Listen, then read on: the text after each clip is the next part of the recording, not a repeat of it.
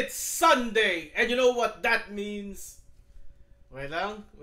Lagyan natin ng konting caveat. Ayan, para mas angkop. It's Sunday! And you know what that means? It's now time for our bold review dito sa Sundays with BMX, only on Harriet. And today, we are taking a look at Doncella. This is a movie starring Jessica Garcia, Chloe Jenna, and Vern Kay.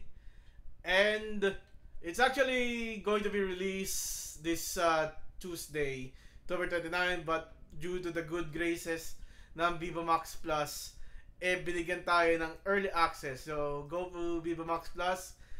Deserve to. Say no to piracy.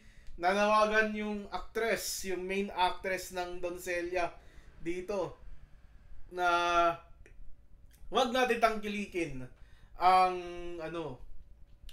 mga pirata, which I agree. Ako ay isang Viva Max subscriber for almost 3 years. I think it's already 3 years since I've been an avid Viva Max BMX subscriber, and since I started this review gimmick ng mga mature movies nila. So, if you like what you saw, like this video, subscribe to the channel, hit that bell icon for more of your bold review dito sa Sundays with BMX, only on Harriet. At yun, this is Doncella. It's a sexy drama thriller starring Jessica Garcia, Vern Kay, Chloe Jenna, Arnold Reyes, Anthony Dabao, Juan Paulo Calma, Alan Paul, and Tanya Gomez. Hindi yung sa Red Alert So, we meet her, tatlong palengkera. Si Chloe Jenna, na hindi ko alam yung pangalan. I forgot the name of Vern Kay. It's Shena, I think. Shena, sige. And then, Shena na lang. Shena and Jenna. And then we got Iris. Si ating Doncella. So, Doncella means virgin sa Filipino. And it is the rap translation ng damsel. Okay, so ang usap-usapan nito is virginity. And nakilala ng pamilya ni Iris, which composed of Alan Paul and di ko kilala yung actress I assume it's Tanya Gomez. Alan Paul yung sa Batang Quiapo, si Mando, yung police. So father figure ulit siya dito. Father figure siya sa Stag pero sa Stag medyo nakikipag-sex siya dun Oh, Stag, I would like to erase you from my memory, but I can't. I have to deal with it. Sorry for reminding you of Stag. Oh, Stag. Ayun. So, nakilala dito si Joaquin, isang doktor, at nagkaroon siya ng interest na magkaroon ng wife ulit after his wife committed suicide due to depression. Yes, depression is such a ugly thing. It's such a sad thing to happen. And if you unalive yourself with depression, that's sad. But there are ways to prevent unaliving yourself. I suggest to contact or go to the nearest hotline to seek some counseling when it comes to depression. Ayun. So, in the bargaining, yung unang bargain, 5 milyon ang inalok ni Joaquin para pakasalan itong si Iris. Pero, on the condition na dapat birhen pa tong si Iris. And Iris being braggadocious, being palaban, and being her character na mapagmahal sa magulang, wants to raise the stakes to 10 million, which Joaquin actually agrees. So, 5 million upon the signing of the contract, and another 5 million after the marriage. So, before the marriage, Iris hangs out with Jimbo, and siya yung bad guy dito And when he finds out Iris is getting married, he forced himself onto her, molesting her, and removing of her virginity. So sira na yung deal. Tinago ito ni Iris. The marriage continued. Tapos honeymoon period na. And it's time for sexy time with Joaquin and Iris. Joaquin finds out that Iris is not a virgin anymore kasi ginahasya siya before the marriage. And the cruel side of Joaquin happened. So, this is the first Viva Max movie na parang sang-ayon ako sa kontrabida. Let me explain. Si Iris, tinago niya yung fact na birhen siya, even though she was the main reason that the stakes were raised from 5 million to 10 million, thus endangering her family. She should have known that. She should have also known na si Jimbo ay may gusto sa kanya at dapat iniwasan niya to. Sinundan niya yung payo ng kanyang mga magulang kahit medyo late na. The thing is, Iris withheld the information that she isn't anymore a virgin the day before the wedding. Another thing is, si Iris, si Jimbo, yung later on na talagang siniset up that magliligtas kay Iris, and I will not put myself to root for the predator. Diba? Ayoko. That's just wrong. Also, ayoko rin sa pamilya ni Iris to the fact that they traffic her daughter para lang makakuha ng pera ng 10 milyon or 5 milyon nung initially. Talagang ano dito, in-establish na medyo sigahaman sa pera yung nanay ni Iris, na pag bigayan ng pera, siya yung unang-unang kumukuha eh. Siya yung unang-unang hahawak dun sa lump sum eh. So, yeah, it's not a likable family para sa akin. The only likable person dito is yung karakter ni Alan Paul. That's it. That's and yung at least what I have to say about this movie anyway. Okay, so let's go for the fact na kinulong ito. Dumalo yung minsan sa isang sitwasyon, dumalo ata yung magulang ni Iris, sinundan dito ni Jimbo para madatnan yung kinalalagyan ni Iris kasi matagal nang wala. And Jimbo as the friend of Vern Kay, and wala. Actually, Vern Kay and Chloe Jenner are non-factors in this movie.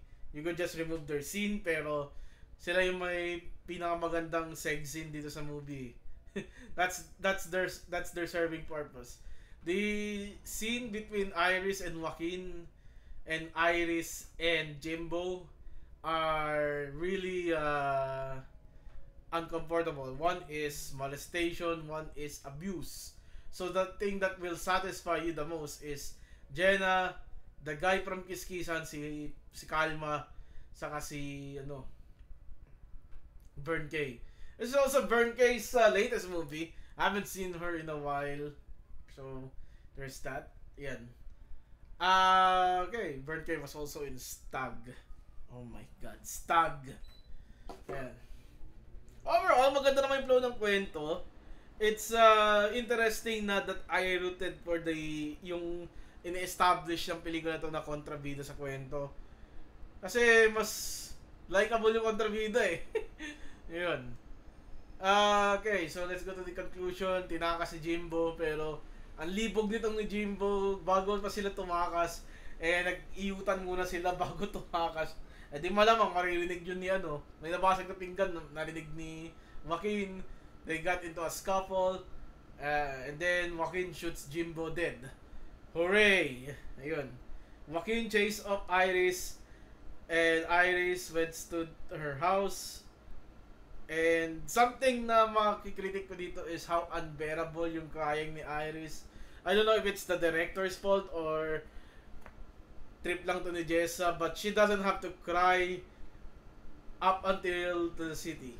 So tataka siya, nandun siya sa sakay sa tricycle, as hanggang sa bahay. Is she crying all that much? I don't know. Ayun. So, nagkaroon ng sigalot sa bahay, dumating si Joaquin. So, yung mga sugat niya, in-stapler niya, which is a nice touch. Talagang binigyan din naman dito yung pagiging doktor ni Joaquin. Chloroform and what. I think it's also stated na siya yung pumatay sa asawa niya. Pero tingin ko lang yun kasi medicinal eh, di ba? At marami siyang stash ng medicine dun sa cabinet niya na napaka-posible na hindi nagpakamatay asawa ni Joaquin. Moreover na si Joaquin mismo yung tumapo sa buhay ng asawa niya dati. And ito yung wala siyang remorse kay Iris eh. Nung nalaman niya hindi doon Celia, para uso na lang turing niya kay Iris eh. Joaquin dies after trying to elope with Iris when Alan Paul, yung tatay ni Iris, suddenly have a gun and then shoot sa the vehicle, causing it to crash, and then yung mata ni Joaquin na pierce. Maybe he's dead. So, dahil sa conjugal rights, napunta lahat ng yaman kay Iris, tapos may dumating na van, tapos may tunog ng baril. Di ko alam kung binaril yung attorney o binaril yung gulong, pero binaril yung gulong para napaplatan. I don't know what's that about. Are they setting up a sequel? Ganon. Doncelia 2. Virgin Boogaloo. Yung pagyaman ni Bern Kay o ni Shena or ni Jenna. Ayun. Yeah, that's Doncelia in a nutshell. In my summary.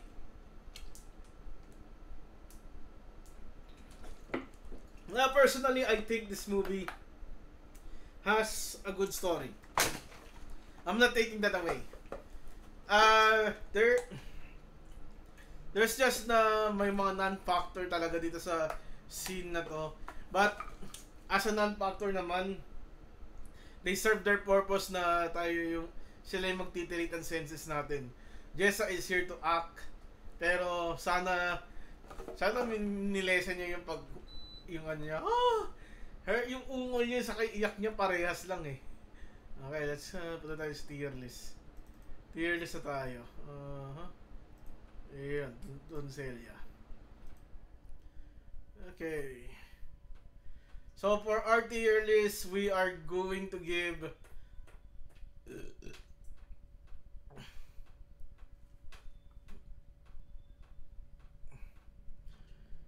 so ito diba? We are going to give Doncelia a very respectful, di ba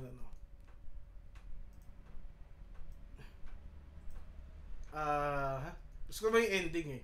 Ang ayoko lang yung I think I'm gonna give Doncelia a very respectable, that damn good tier. It's something I could have given it actual movie, giving it Will Bang, okay, pero yun. Yeah, so yeah, it's that damn good. Kudos for making me root for the kontrabida. Okay? So yung next review natin is, I think the next review will be on, nakaharang si Sunday. Di kita. Ayan, ayun siya. Ayan. Next review natin will be, hindi siya sa alas 12 na part kasi may pasok kong 31. And holiday naman yung 1, naka-holiday ako niyan. So, yeah, hapon ng November 1 siguro papublish ko yung review ng Baligtaran. At kung tayo'y baligtaran. Ayun. So, yeah, that's it for Doncelia. Thank you for watching. Have a nice day, my virgins and freaks. Goodbye and good night. Bang.